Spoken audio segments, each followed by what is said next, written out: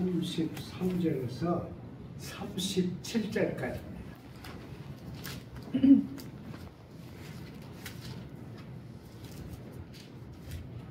함께 공부하시겠습니다.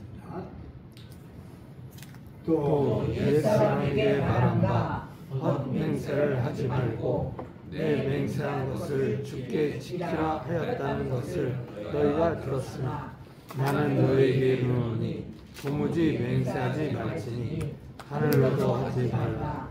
이는 하나님의 보좌이며 땅으로도 하지 말라. 이는 하나님의 발등상이며 예루살렘으로도 하지 말라. 이는 큰 임금의 성이며 내 거리로도 하지 말라. 이는 내가 한 터럭도 희고 공게 할 수 없습니다.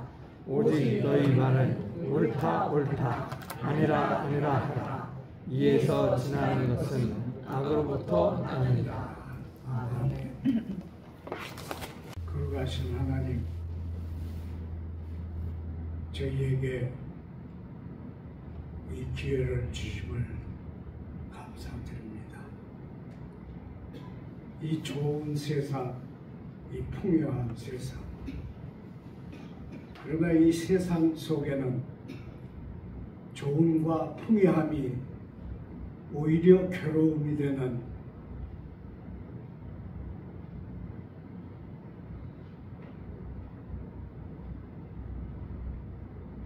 인생의 가치를 잃은 존재들이 없지 아니합니다. 원하지 않는 분쟁과 전쟁, 끝이 없는 인간들의 탐욕, 이런 잘못된 삶 속에서 삶의 의미를 찾지 못하는 많은 사람들, 모두가 주님이 저희에게 맡기신 하나님의 양들입니다.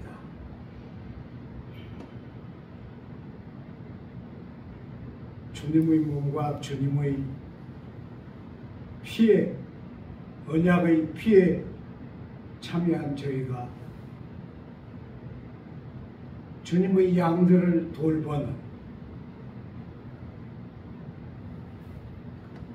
하나님의 사제와 같은 삶을 살게 함께하여 주시고 붙들어 주시고 인도하여 주옵소서. 주님의 말씀을 듣는 시간에 주님이 저희들의 모든 존재 자체를 채우시고 변화의 극점에 주님의 십자가를 세워 주옵소서. 예수님 이름으로 기도드리나이다. 아멘.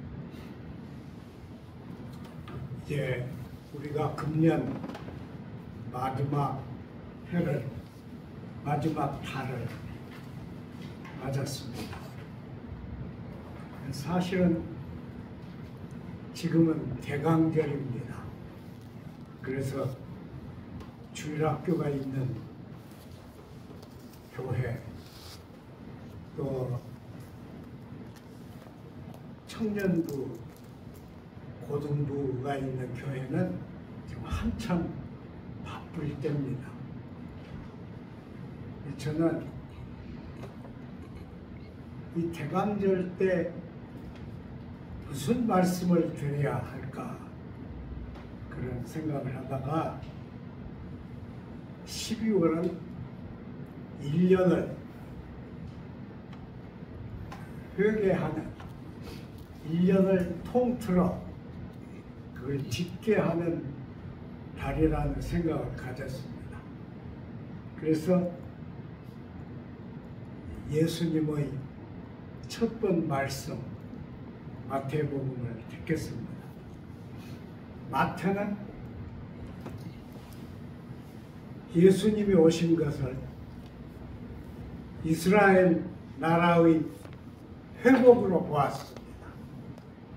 그래서 예수님을 다윗 왕통의 후손, 그래서 이사야가 약속한 다윗 왕통의 전승이라고 봤어요. 그래서 마태만 기록한 얘기들이 마태복음에 남아 있습니다. 그 중에 제일 중요한 게 산상수훈입니다. 산상수훈은 마태만 썼습니다. 나중에 바울을 통해서 메시아를 알게 된 누가가 이 마태복음의 산상수훈을 여기저기에 나누어서 언급을 했지만은 마태같이 모아서 기록하지는 않았습니다. 마태만 산상수훈을 썼는데 우리는 이 산상수훈이 예수님의 가장 귀중한 교훈이다 그렇게 생각하면서도 이 말씀의 본질을 그냥 지나가기 쉽습니다. 저는 이 산상수훈은 마태가 전한 메시아의 선언이다 그렇게 생각합니다. 그래서 마태 5장, 6장, 7장은 특히 그 백성이 수백 년 동안 지켜온 모세 율법의 그 구조, 그와 대조해서 예수님의 말씀을 했습니다. 특히 오늘 우리가 읽은 부분은 언어에 대한 부분입니다. 그냥 쉽게 맹세하지 마라 그러셨어요. 맹세는 왜 하는 거예요? 우리는 36년 동안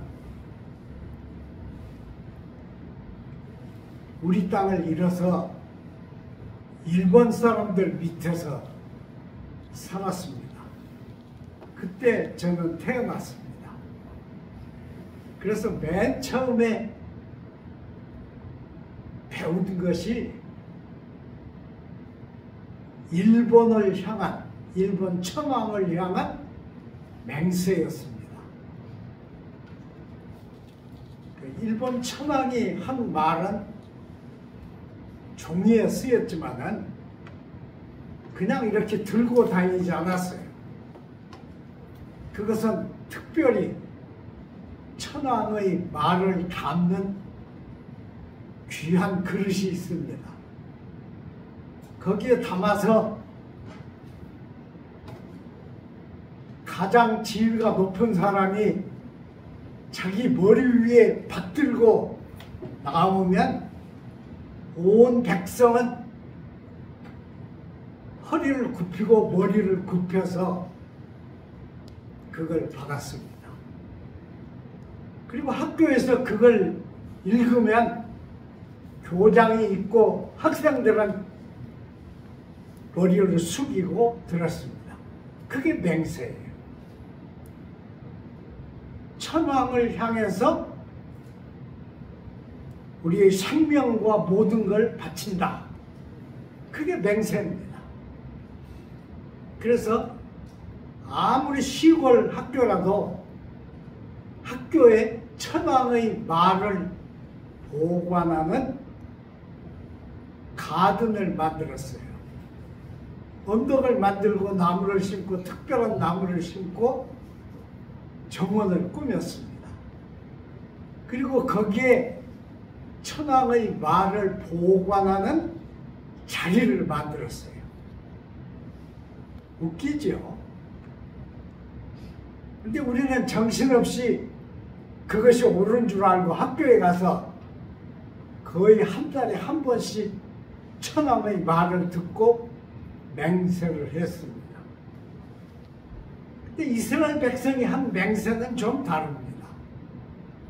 그것은 하나님 앞에 내가 한 말이 옳습니다. 옳은 말입니다. 이걸 정하는 방법이었습니다. 그러니까 이스라엘 백성이 한 맹세는 어떤 걸 걸고 맹세를 했어요. 예루살렘을 걸고 성전을 걸고 성전의 제단을 걸고 하나님의 왕좌를 걸고 맹세를 했어요. 그럼 왜 그렇게 하는 거예요?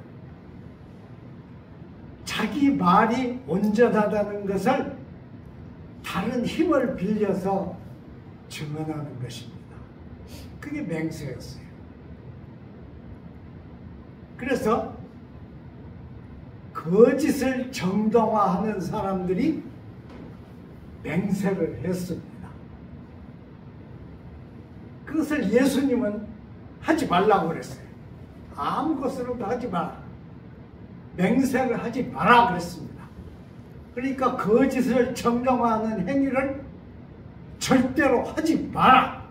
이게 예수님의 말씀입니다. 그럼 왜 그랬어요?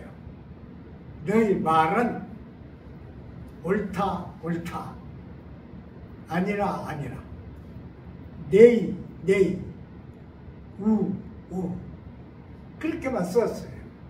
우리 성경에 진짜로 쓰여 있는 말은 그 네 글자입니다. 네이 네이 우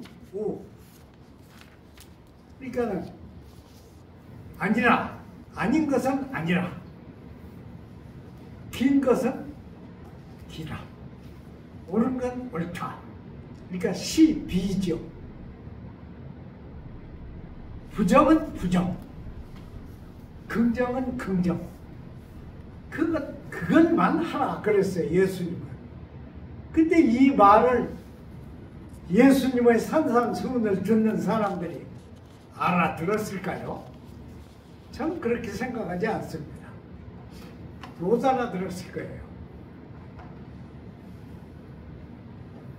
아마도 그날 예수님이 해변가 언덕에서 하신 말씀을 듣고 그걸 알아들은 사람은 마태 한 사람이었을 것이다. 그렇게 생각합니다. 그래서 마태가 마태복음에 5장, 6장, 7장을 썼습니다. 사실은 마태 5장, 6장, 7장은 모든 율법을 거기 다 담고 있습니다. 그런데 우리는 맹세는 않지만은 맹세를 안 할지라도 말을 뒤집습니다.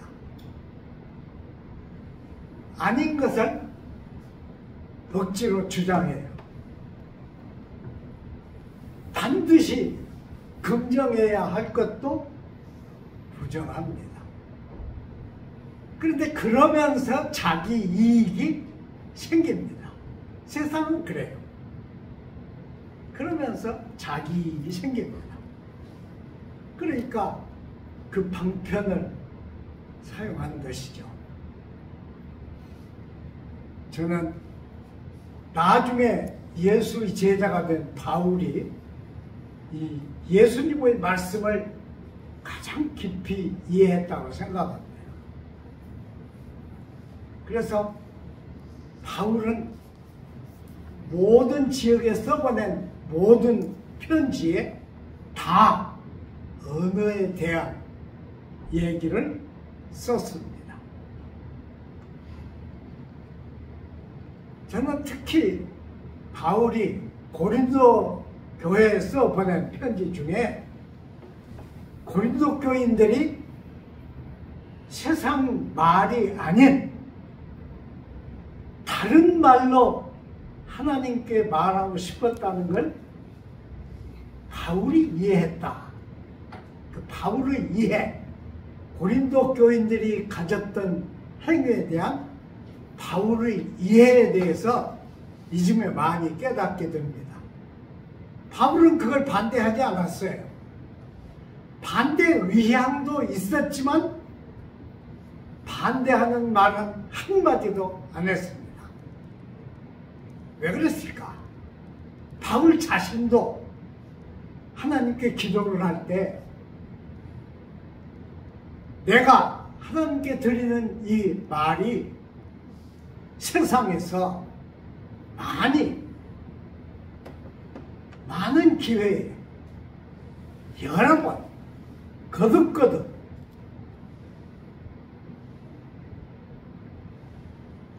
긍정과 부정을 반대했다고 하는 사실을 알았기 때문이라고 저는 이해합니다. 그래서 바울은 고린도 교인들이 하나님께 기도하고 하나님께 찬송할 때 방언으로 한 것을 막지 않았어요. 그걸 이해했습니다. 깊이 이해했어요. 사실 여러분은 안 그러십니까? 저는 주님께 기도를 깨끗한 종이에다가 적습니다. 그건 제가 신학교 가서부터 했던 행위예요. 그런데 적다 보면 말이 모자라요. 여러분, 우리가 정말 주님께 직접 간곡하게 꼭 드리고 싶은 말은 무엇입니까? 우리 말은 그걸 표현 못합니다. 우리 언어에는 그 영역이 없어요. 말하자면 위대한 음악가들이 깨달은 그것, 혹은 위대한 예술가들이 깨달은 그것과 같은 그 경지를 넘어선 하나님의 귀에만 꼭 하고 싶은 언어는 우리에게 허락이 되어 있지 않다는 말씀이에요. 그것을 바울도 깨달았어요. 그걸 바울도 느꼈습니다. 그래서 고린도 교인들이 방언에 그렇게 휩쓸리는 것도 바울은 이해를 하려고 엄청 노력을 했습니다. 참 기막힌 일이에요.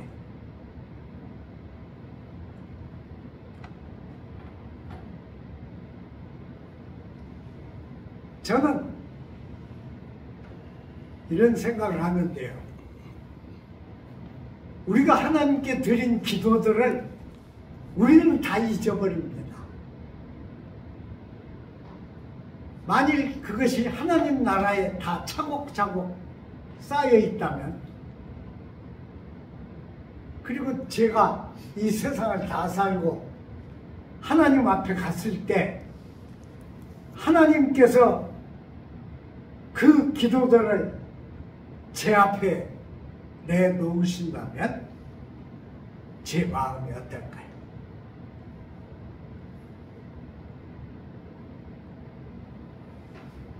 그러니까 우리는 이 세상에서 배운 언어를 가지고는 하나님이 만족하실 수 있는 말씀을 드릴 수가 없습니다. 못 드려요. 여러분 한번 생각해 보세요. 만일 제가 무릎을 꿇고 하나님께 가장 깊은 기도, 내가 이 지상에서 아무도 비슷한 기도를 드릴 수 없는, 아무도 따라할 수 없는, 아무의 기도도 유사하지 않는 그런 유일한 기도를 드리려고 한다면 어떤 언어가 선택되겠습니까? 없어요. 그것은 우리들 손에 없습니다. 그러니까 저는 오히려 그런 꼭 하나님께만 드리고 싶은 그 기도의 모티브 자체를 하나님은 살피시고 이해하시고 함께 가지시고 내 입에서 그 기도가 떨어지기 전에 하나님은 그 기도의 핵심을 받으시고 계신다고 저는 생각합니다. 어떠세요? 옛날에 리빙스턴이라는 영국 선교사가 있었는데요. 이 리빙스턴은 아프리카에 가서 아프리카의 강을 전부 조사를 했습니다. 한때는 아프리카에 가서 강을 조사하는데 연락이 두절됐어요. 그래서 영국 사람들이, 영국 선교회가 리빙스턴이 아프리카에서 죽었다고 생각했습니다. 그래서 난리 났어요. 그런데 리빙스턴은 강의 근원부터 강의 끝까지를 다 조사하고 그리고 다른 강도 조사를 하고 영국에 돌아왔습니다. 얼마나 많은 고통을 겪었겠어요. 얼마나 힘든 그 산악지대, 정글, 그리고 강, 모든 걸 돌아봤겠어요. 그래서 영국 선교회가 리빙스턴 보고회를 열었습니다. 그런데 리빙스턴은 강단에 올라가서 아무 말도 못했습니다. 말이 안 나왔어요.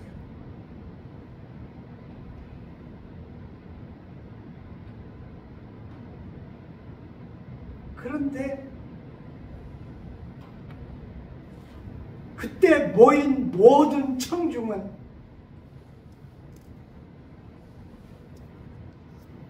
리빙스턴의 침묵을 들었습니다.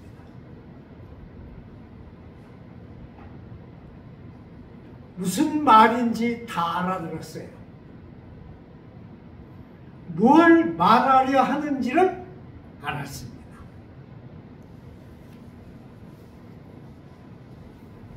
그러니까 이 리빙스턴의 침묵은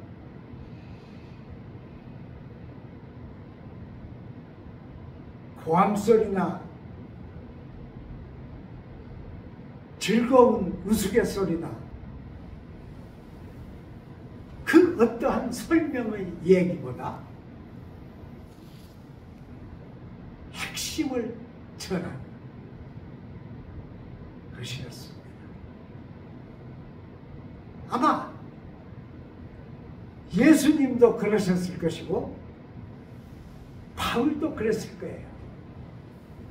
그래서 바울은 너희 말을 은혜 가운데서 소금으로 절인 것 같이 하라고 그랬어요. 이 말이 무슨 말이겠어요?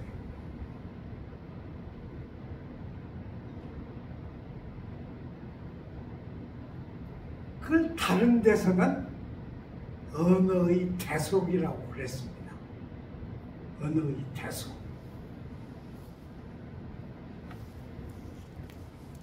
저는 이번 주에 제 자신을 놓고 반성을 해봤습니다. 저는 명색이 하나님의 종이잖아요. 에벤 야훼, 하나님의 종이에요. 그러면 하나님의 종은 천국의 사제입니다. 근데 하나님의 종이 주일날 설교를 할 때는 그래도 구별된 얘기를 하는데 일상 삶에서는 에벤 야훼의 말이 없어요. 없어져요. 왜 그러는 거예요?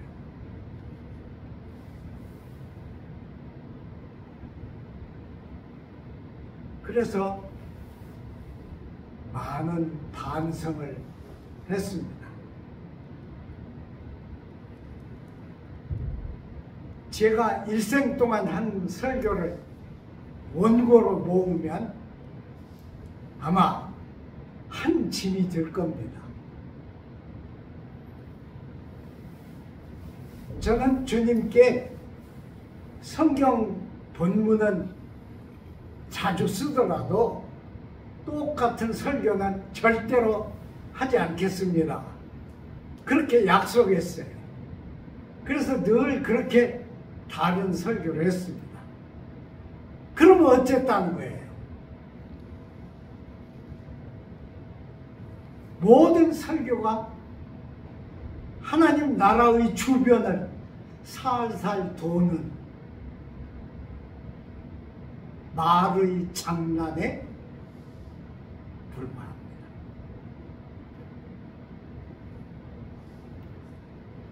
저는 이걸 반성했어요.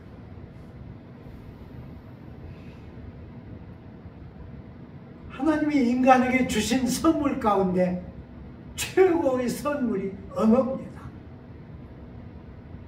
언어는 인간만 사용합니다. 소통은 동물도 합니다. 제가 읽어본 책 중에서는 영국의 여류 식물학자가 식물들도 소통을 한다. 그걸 적어 놨더라고요. 그래서 저는 이파리나 가지들이 소통을 하는 걸로 생각을 했는데 그 여류 식물학자는 뿌리가 다른 나무의 뿌리에 소통을 한다. 이렇게 썼어요. 그러나 언어는 인간만 갖는 보물입니다. 그런데 이 언어가 세상에서 타락해요.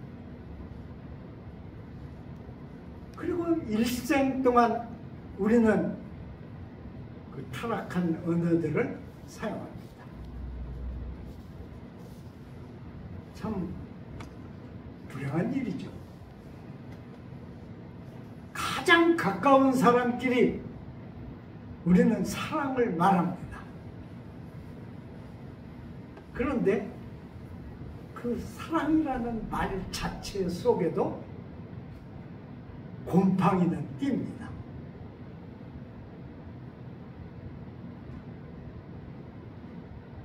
이렇게 보면 주님이 이 언어에 대해서 하신 말씀이 참 중요하다고 생각합니다. 정말 중요해요. 여러분 베드로전서 한번 찾으시겠어요? 베드로전서 2장이에요. 2장 2절 한번 보세요. 377페이지.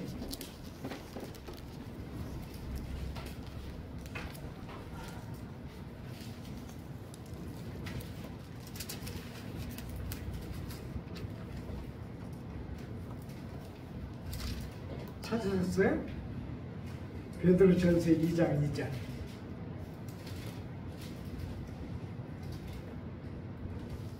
찾으셨어요? 네. 그럼 다 같이 자 시작. 가난한 아이들 같이 순전하고 신령한 젖을 사모하라. 이는 그로 말미암아 너희로 구원에 이르도록 자라게 하려 함이라. 베드로가 한 말이에요. 2장 1절 한번 보세요. 그것이 무엇에 대한 얘기를 썼어요. 2장 1절 시작. 그러므로 모든 악독과 모든 기만과 외식과 시기와 모든 비방하는 말을 버리고. 말에 대한 얘기잖아요. 네? 말에 대한 얘기.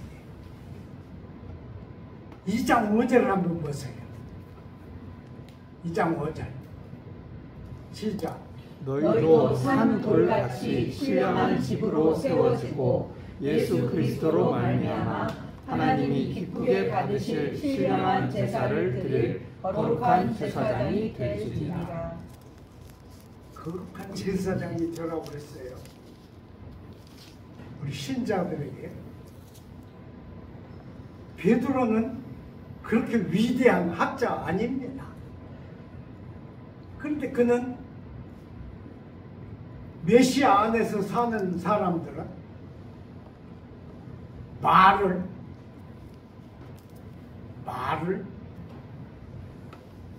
신령한 젖과 같이 고치라고 한 거예요.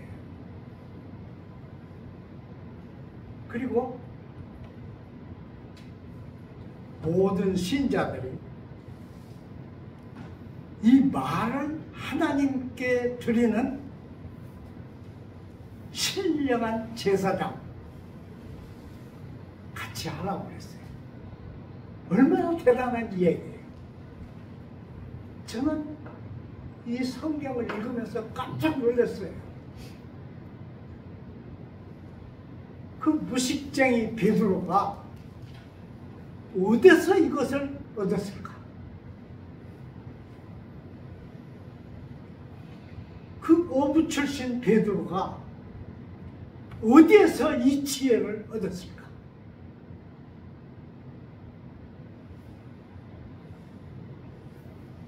베드로의 무지와 무식을 뛰어넘은 이 지혜는 바로 예수님이 제자 베드로에게 심어 놓으신 씨앗입니다.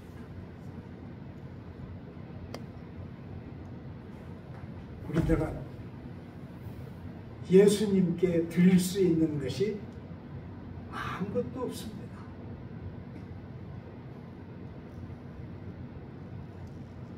오직 예수님만 대상으로 해서 드릴 수 있는 최후의 말, 유일한 말, 누구도 대신할 수 없는 온전한 말, 그것은 바로 내가 주님의 귀에만 들려드릴 수 있는 언어입니다. 지상에서 얻은 천상의 언어입니다. 곧 소리도 없고 음성도 없는, 그러나 주님이 기뻐 받으시는